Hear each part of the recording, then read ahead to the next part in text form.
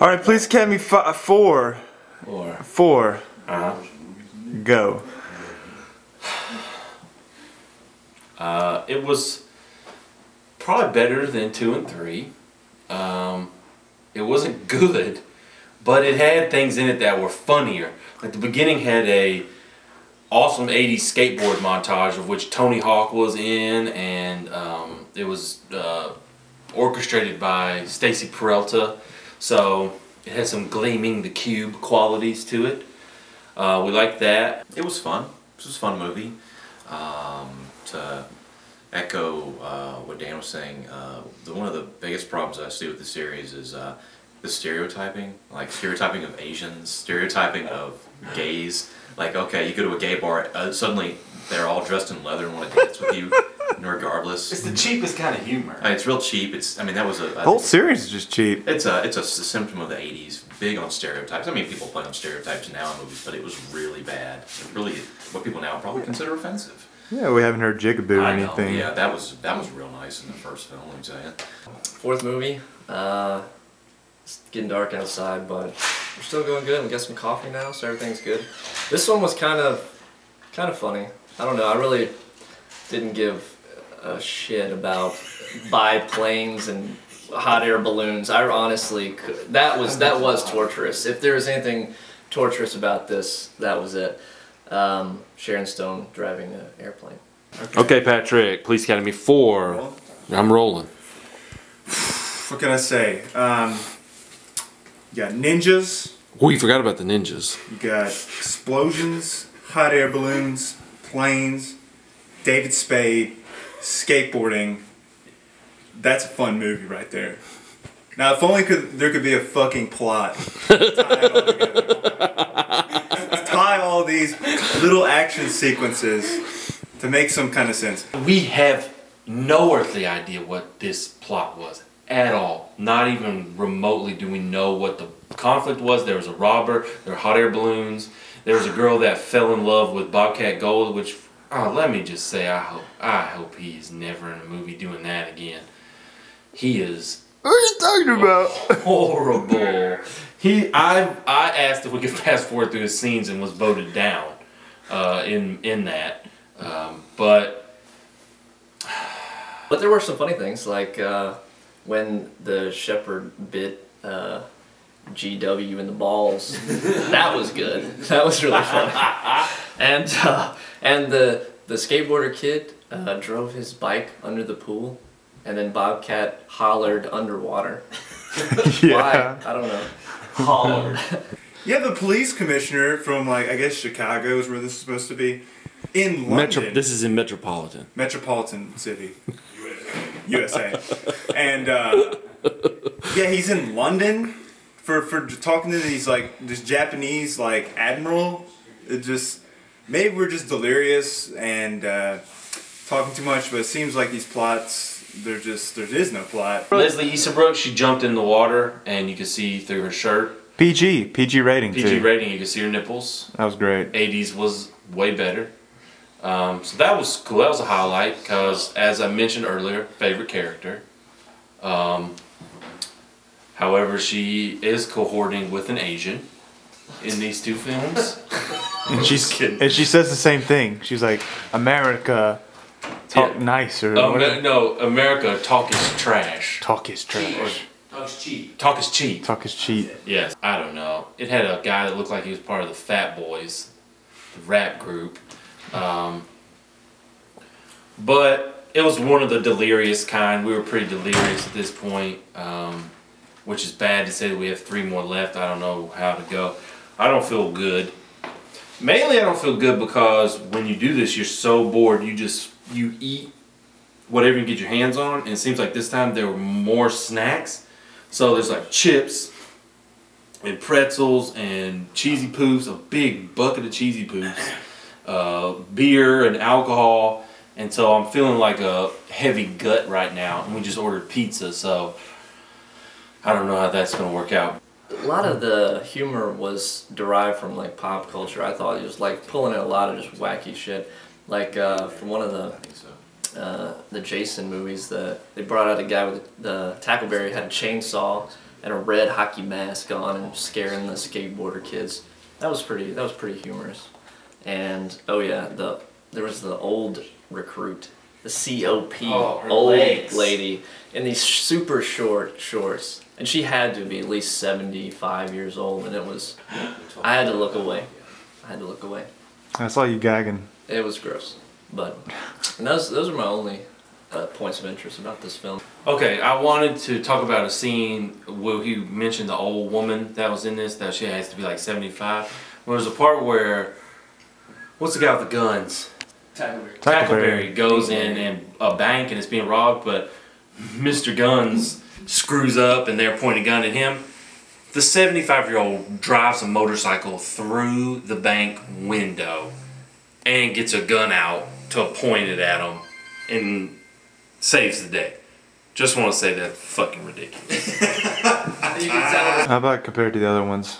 Yeah, compared to the other ones, 3's still much higher in my opinion. Oh, yeah? On the funny factor. This one was okay, You're but goddamn. yeah, this one is probably, definitely better than number 2. The final Gutenberg. So we'll see. But kind of in the middle so far. Once again, the characters are just scattered and peppered throughout. There's no development really. I don't know. The skateboarding in the beginning was awesome.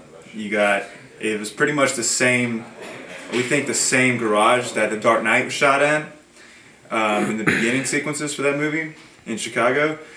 And that was pretty cool. You have Tony Hawk and some other well-known skaters going down the ramps and stuff. That was awesome. And David Spade and that other guy who's like 40 and plays a 18-year-old kid in all these movies. Can't think of his name, but it was good. And then they just disappear from the movie for some reason. You never see them again.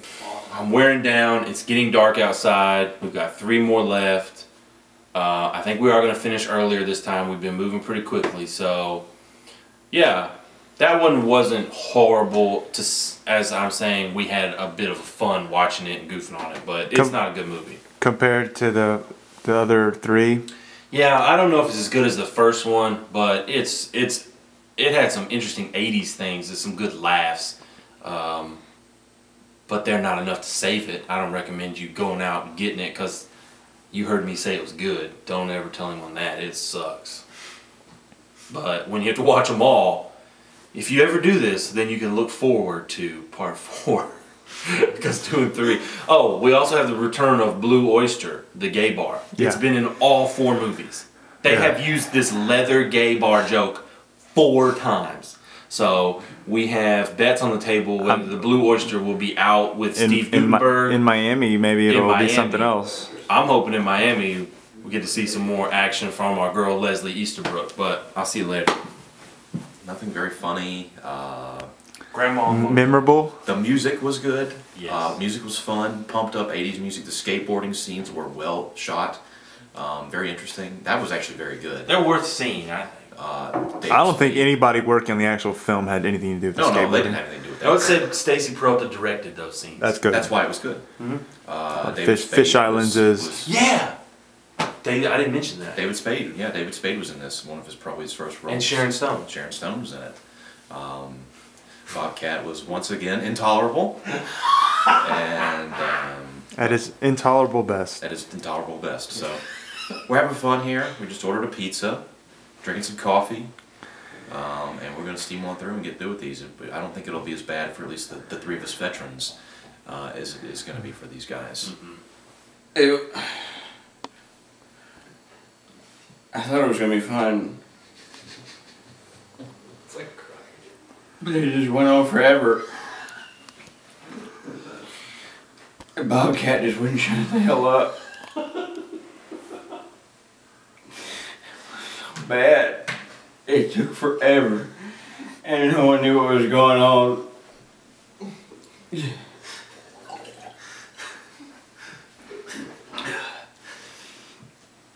I think, I don't know if I can make it. Let's turn off the fucking camera. Are you crying, Logan? Are you crying, Logan? You didn't see how bad it was. The film, it was so bad. You know we got you the Bobcat Goldthwait solo movie for Christmas. God, no. Turn over the camera.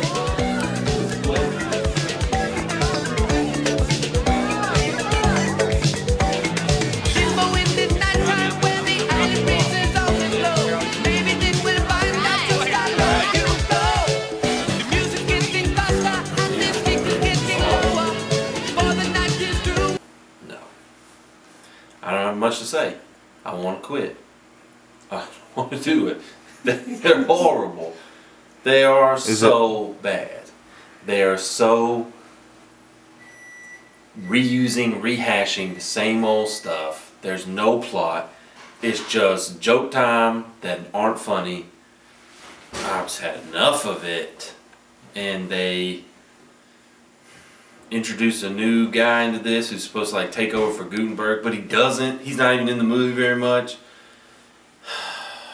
I hate him. I hate him so much. This is the worst group of movies that ever had this many sequels. Ever. I can't think of it. Most of the time it's like, oh, Nightmare on Elm Street 1. Amazing. Let's make another one. 2. Not great, but pretty good. Oh, 3. Incredible. 4. Awesome. 5. Not so good. 6. Pretty bad. 7. This. 1. Bad. All of them bad. Horrible. From 1 on. Police Academy 5. Police Academy 5, Miami. We just finished. That is the 5th film in the series. We lost Steve Gutenberg. There's a new actor that's taking his place. It's sort of the male, white male lead. Wasn't very funny. The plot was real thin. They go down there to a convention where the commandant had been named Police Officer of the Year. Decade. And there's some sort of mix-up with the diamonds in the airport and a bag switch up, and it was like pratfall comedy, you know, case of mistaken luggage or something. Had some Italians in it. Some Italians. It had the guy that played Odo in Star Trek Deep Space Nine. Logan liked to talk about that every 4 minutes. William Faulkner, the Colonel in the story of the bear.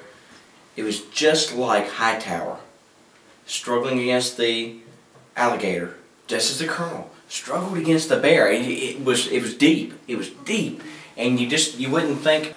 All right, Police Academy 5, Mission Miami Suckfest. I thought it was pretty good. I mean, Why don't you quit lying? I think there's some overarching kind of Police Academy plot that's going to be connected with all the films. I think that's what we're working up to. Okay. I think the creators, whatever his name, Israel and Prophet. That's not the... Is that not their names? It's Israel and Proft. Proft, okay, Proft. They, I think they got something planned in this next one. It's gonna bring it full circle. Police Academy 5 was not the highest quality. Miami though was nice. The scenery was nice. There were carpeted elevators. The entire hotel was pink. It was pretty cool. But the scene where he went through the baggage X-ray and they X-rayed the fishbowl inside the bag. That was pretty cool. They shot that fly too. That was kind of similar. Yeah. And there's another scene where they get to the beach and they're playing frisbee, and the character nobody likes comes up and they throw him the frisbee and he catches it and gets carried away with the wind and the frisbee. That was pretty slapstick humor style. I don't know what was wrong with people in the 80s. I don't understand it. And I am to blame as well, because as a child I spiritually supported these films. And if we would have been at the video store, I would have asked my dad to rent me one of them, and I would have enjoyed it. Not anymore. No enjoyment to be had. Don't ever watch them. Don't ever. I feel like this is a trap that when we get to the 7th movie, Warner Brothers has included some sort of hypnotism that when we get to the 7th movie, we will die. Something will happen, we will all die. I don't know, if you went to see this in the theater, how would you feel? I mean, you would feel terrible. Even Sick. Like you got raped. Like it was a waste of money. So, no, but I feel good. Had about 4 or 5 cups of coffee, so I feel pretty good. I feel fine. I'm the opposite of Dan. Dan starts out all giddy and excited about it. I'm kind of groggy. By the end, I'm like having a good time, and Dan's ready to shoot himself. So I'm gonna kick these pillars down. I feel pretty good right now. The only thing that I did enjoy about this one would probably be the couple of little 80s dance sequences on the beach. Hightower had a pretty big part in this. I like him. I mean, he's cool. He does have a screen presence, but he wrestled a damn alligator in this one. And then there was a shark too. So you had animatronic shark, animatronic alligator, pointed a gun at the shark, and it turned around and left. And that was the time that Patrick remarked, the series has jumped the shark. Now, in most cases, that's a good joke. But this movie, the first one, when they made it, the minute they showed it on a screen, they were halfway over the shark. They were never in front of the shark to even jump it. They had jumped it, and for comedy's sake. So, no, all bad. Lots of cool beach scenes in Miami. We had beach volleyball. We had tango on the beach. We had How low can you go? How low can you go? They had beach bars where they're drinking pina coladas. Special guest director Michael Mann for a couple of scenes. He shot some of the neon stuff. No, they're not very good. I mean, Dan was talking earlier. He said these are the worst movies in the series that exist, and I probably agree. They're not good. They underestimated it. I thought it was a great picture. I thought it was a fantastic filmmaking journey, a denouement of the past 5 films I've been forced to sit through. No one forced you to. You know what? I can't come back, so... Hey, the rules are the rules. This is an elite club. Okay, highlights of the film. Probably the gun to the shark. That was like a revelation for me. The series was sucking pretty hard up to that point, and then continued to do so. and then it just did an exponent and just squared itself, and from that point on, it's just like curving straight up with just the shittiness. This movie, I would never force anybody to. I mean, if the CIA or FBI people out there looking for ways to torture people in Guantanamo, I would say no. This needs to be kept off the options. Play Metallica real loud. Out of 10, what do you give that movie? It's a 3 or a 2. It's not very good. This is 0. They're all zeros. Yeah. Would you recommend this to any of your friends? No, I've never recommended anyone to watch this. All right. What are your expectations for the Under Siege? Oh, it's going to be awful. I wish it was Steven Seagal's Under Siege. So yes, these would benefit from Steven Seagal, but I guess that's it. Not very good, and having fun though. You ready to kill yourself? I want to quit. I want to quit. The only reason the only thing that keeps me going is the rule. Because if I quit, I can't come back. So swallow that pride. I swallow that pride. You know. Don't choke on it. There's 2 more left, and I thought at one point during this we were watching the 6th. Yeah, one, yeah. I got you kept thinking Miami was 6. It hurt my heart to know that I had 2 more to go. You had to close your eyes for a minute. I did close my eyes for a minute. I had to rest them. Because it was hurting them. All right.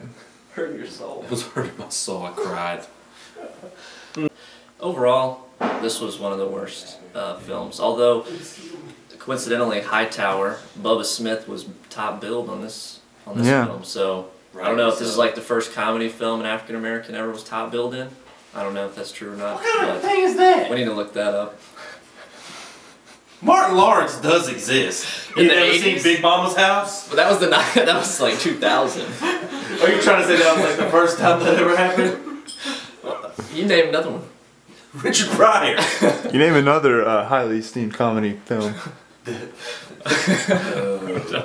Okay. Now it's well known that Jeffrey Dahmer would let his victims watch Exorcist 3, and then try to handcuff them. Would you have suggested to him, if he were still around, that this might be a better thing to show them before they entered the realm of the afterlife?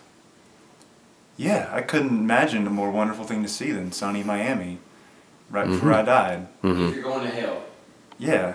I mean, if you're about to get cut up and stuffed into a freezer, then I think the cells of your body, you know, they would just love to get the feeling of that movie just going into your cerebral cortex, because it's a rush. Are you delirious? Yeah.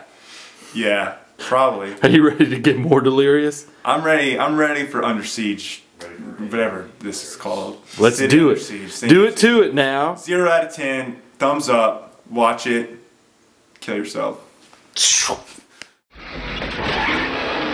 That was very exciting, wasn't it? Police Academy 6, City Under Siege. Okay, so we finished up number 6.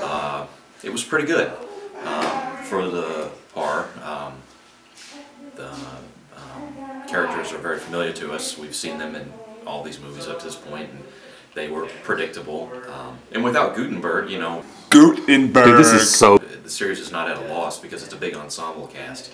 Yo, the 6th movie is complete. And it was one that I've actually seen before fairly recently, probably within 1 to 2 years or so. And it's, let's see, it was actually pretty decent to other films.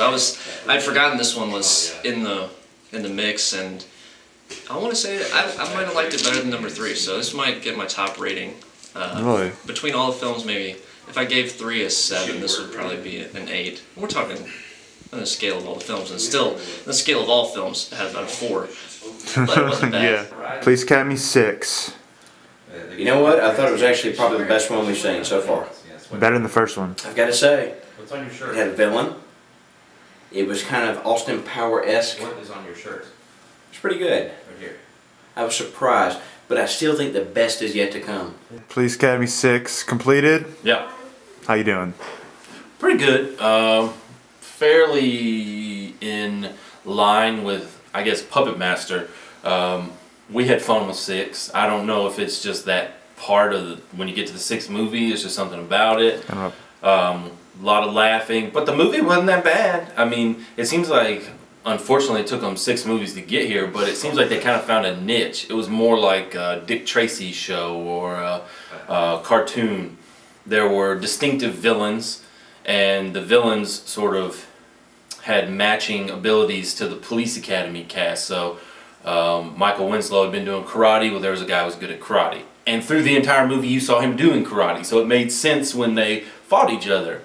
I think I kind of agree with most of us here and said this one was definitely a step up from the last 3 we've watched. Don't know if it had anything to do with the director, Peter Boners, bringing some new talent to the table. Maybe he watched all the other ones in a row like we have and said, I want to do it differently. This series needs a plot.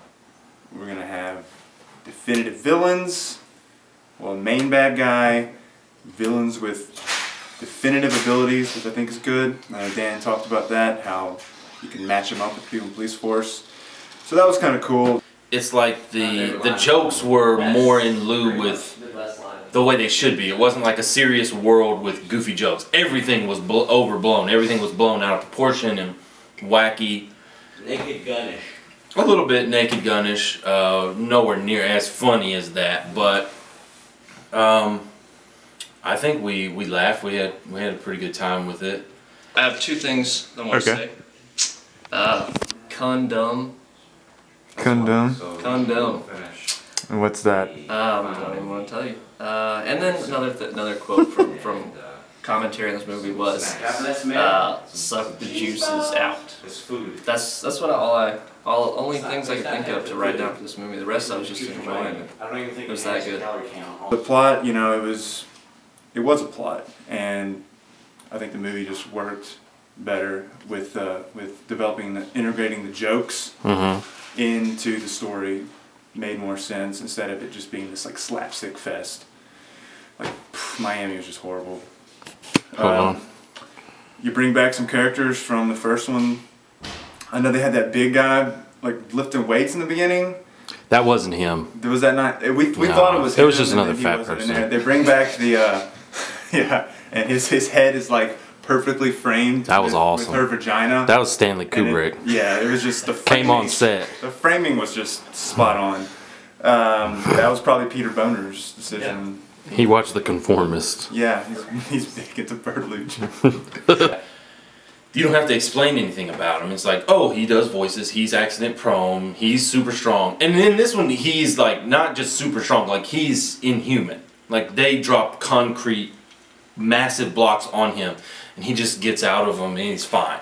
So I prefer that sort. If you're going to do that with this, it's almost like RoboCop 2, sort of overblown comic book sort of story. So you liked it like better than the first one, probably Yeah, I could so see far. if I was All a mentally developmentally disabled child, I could really enjoy this type of film. So I can see why kids might like it. There's even a robot. Michael Winslow, were you impressed with his? It would be easier if I didn't have to drink every time he made a sound. But he seems to have practiced over 8 or 9 years. Yeah. And all of that culminated in one scene, a 2-minute scene in this police academy. Where he does Jimi Hendrix. Yeah, it's great. I don't know what to expect with 7. I didn't know what to expect with this one. This one had a reveal. You didn't know who the bad guy was. And it was, I know none of you are going to watch it, so it was a Scooby-Doo reveal. They pulled a mask off of someone's face. And pulled the nose off and then ripped the face off. And it was, the guy looked like Captain Kangaroo. So, It was the mayor.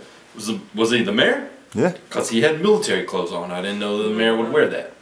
I don't know.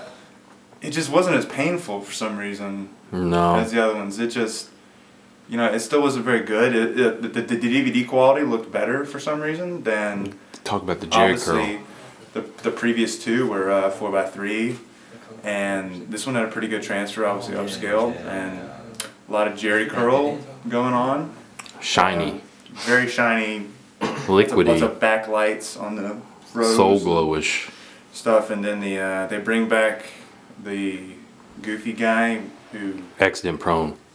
Face. Accident prone guy. His hair's really greasy. I don't know what the deal with that was. The hairdresser might have just been kind of going crazy on set. Comic book. Yeah, it was just like a comic book. I think the 7th one is just going to be rocking. I'm pretty excited about it too, but It was going to be like Cold War, West versus East. Brandon's on the phone with his Chinese girlfriend. that's how you feeling going into the last one here? Oh, pro. This is no problem. You excited? We can go 3 more. You excited about Mission to Moscow? Oh yeah, big time. Vodka, drinks. Yeah, you're gonna get some screwdrivers going. Yeah, I'm ready to just Well, all right. We'll see you at the finale here. adios. The jokes were okay. We've all had a pretty good time, a lot of energy because it's not so late. I guess that's all that can be said. Looking forward to the next one, to close out the series. I think it will be the worst one in the series. But I don't know, we'll see what happens. Enjoying some drink, and the food's been good today, and we'll close out tonight a little bit early. So looking forward to it. See you after the next one. I'd say it's probably one of the best 2 so far. Okay. I definitely put it up there. I'm looking forward to the next one. I've been waiting a whole year to watch Mission to Moscow. I remember it has baboon face Ron Perlman in it. I know it's got Christopher Lee, I believe, and I think there's some surprise cast members from the other ones. So I think the cast is going to be good. That's one thing the Police Academy movies. They live up to their They don't cast. hold back on the cast. No. So I think we're about to get out of here, and we'll see you on the flip side. To me, pretty good. I guess after we watch the last one, we'll rate them, but I'm going to tell you it'll be hard because they all run together. They all run together. So this one out of 10. Out of 10, probably 4 or 5. It's something I would show my kids and I wouldn't mind so much watching with a kid. Yeah, as a Police Academy. Like Michael puts a afro on and he does a Jimi Hendrix impersonation, which honestly is probably the best thing he does. I think everybody here was like, that's pretty good. We hate him. Like, I wouldn't say I hate him, but a lot of people here are sick of him in the movies. But this one, he didn't say anything for like the first hour, and then he kind of comes around and does his thing, so all around not too bad. You doing good? I'm okay. Yeah, I think starting early made a big difference. It's only like 8:30 and we got one more to go. So it's like now it's like we're just taking our time with it because it's cool, you know. So I think that was a smart thing to do. All right, we'll see you on the other side of 7. Cool. All right, anything else? You know what? No, I'm just saving. I'm telling you. This next one, it's gonna be awesome. It's gonna be the Cold War. It's gonna be perestroika. It's gonna be awesome. And so the next one, I'm gonna give you a great review. That's it. Peace out.